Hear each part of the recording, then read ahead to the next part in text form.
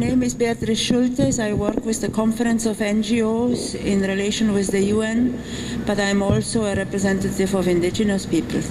What I wanted to ask you, if I can explain an action which is actually in motion right now at the Human Rights Council regarding climate change. A number of NGOs have started the action to ask for a special rapporteur for human rights and climate change, mainly motivated because of the life and death situation people are living in certain parts of the world already. So our motivation is that the human-induced climate change will create a lot of human desperation, and we are in a state of urgency. So there is this resolution will be tabled as we speak in Geneva. If it doesn't go through, it will try to be tabled again in September. We have a petition online for all those who would like to support that, and if anyone is interested, and I can give, if there was the email, I can send it electronically. Well, I'll let Lord Marc to speak, but what a waste of time and effort to claim that man-made global warming is a human rights issue. It is silly, it is absurd, it is without scientific evidence. Even when you hear places like the Maldives, look at the sea level charts, look at the global sea level charts, there's no acceleration being shown. In some cases, according to NASA, the sea levels have dropped in recent years. It is utter and complete misuse of time and resources, and I'd urge you to reconsider your own thoughts on this. I'm certain climate change has occurred. The challenge is no longer to save the planet. The challenge now is to save civilization itself. And that is not a spectator sport. Time to get back to the science and the data, and to get away from these futile, childish computer predictions, and to do science once again in the proper way, where we take measurements, we do careful observations, we apply existing theory to the results to develop a new theory, and then we think. The words "I believe" have no place in science. The words "I wonder" are what inspires science. We must learn to get back to that, and not any longer to listen to those who are making a great deal of money by exploiting people such as yourself and misleading them into thinking that a problem that does not exist on the scale that has been stated does exist on that scale. It doesn't, and it isn't going to. Get used to it. Look at that. Look at the whole thing.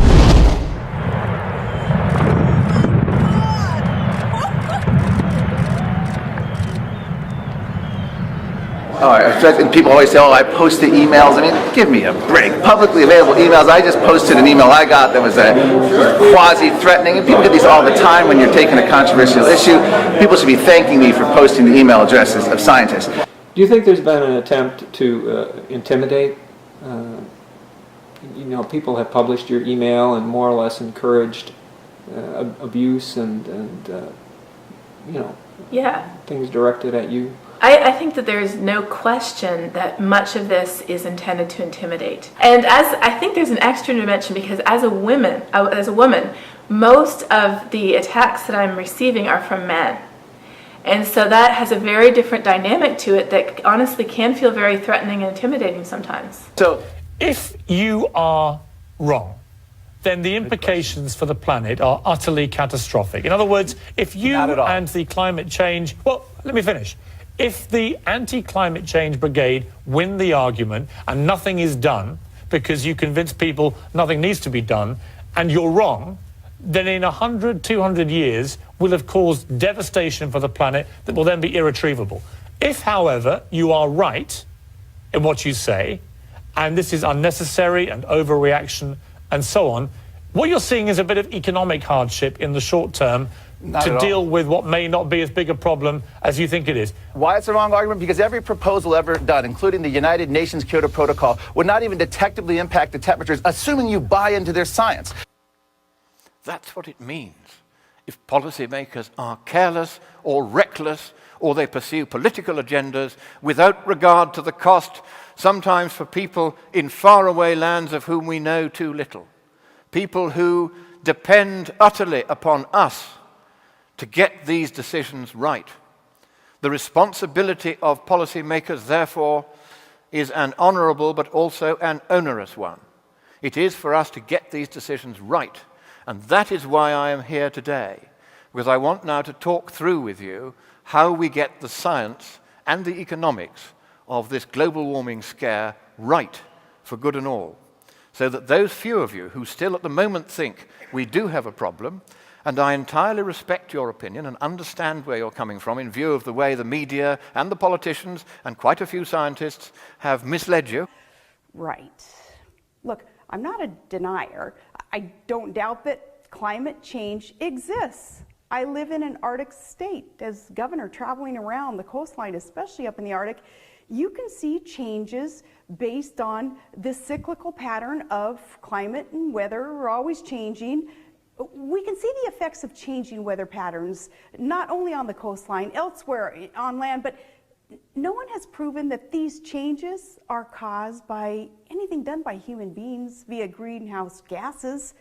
There's no convincing scientific evidence for man-made climate change. Hi, this is an update from the ice. This is Marc. Today was a good day in the end. Of course, it should be on King's Day in the Netherlands. We gave it our best. It was a strange day. We started with a little overcast, colder winds, which picked up. So we thought that's the theme. Let's dress up a bit more. We could see in the northern section some water skies, which is a sort of smoke-like grayish line in the horizon, and that points towards open water. So we knew to avoid that, so we skied forward to the west. Within 15 minutes after skiing, it was getting really warm, so it became really untasteful, because in the end it was me skiing in my underwear only, and my boots of course. And it's very good that you guys don't have a picture updates from the ice, because I don't think it would have, didn't look very nice, but didn't feel sexy either, but it was the way to deal with the heat. It was amazing. Felt like 0 degrees, could be -3 or 5, something close to that. Too warm actually.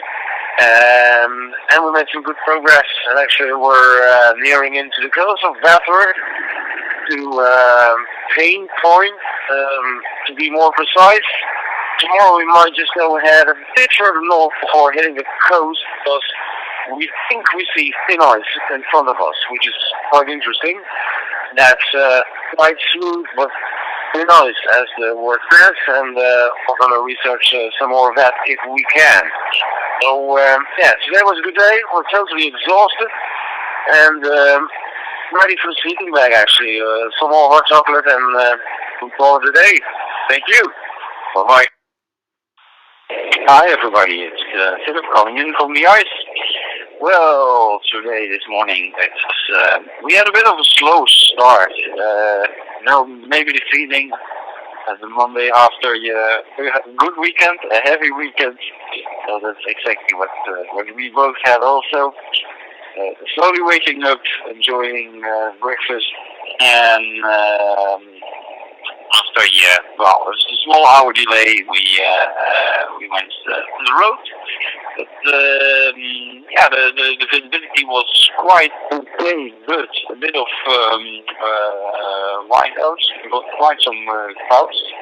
So it's a challenge to navigate on a good way. During the day, we did 2 EM profiles for measuring, because we are now traveling on see here the ice. So it was also quite fun to do, and the landscape is fabulous with the different kinds of ice over here. So we are really enjoying it. At the end of the day, we made, of course, camp, and put it out the whole system, polar bear, and making the tent tent-wise in collecting snow, and that's of course also always a small challenge, because you have to choose the right snow, and that's not the sea snow, because the sea snow is quite salty. And once during this expedition I did it, that I chose the wrong snow, and we had even a bit of salty water, so that's not good. So we did it right on this time. So that's always a small thing to realize with melting water.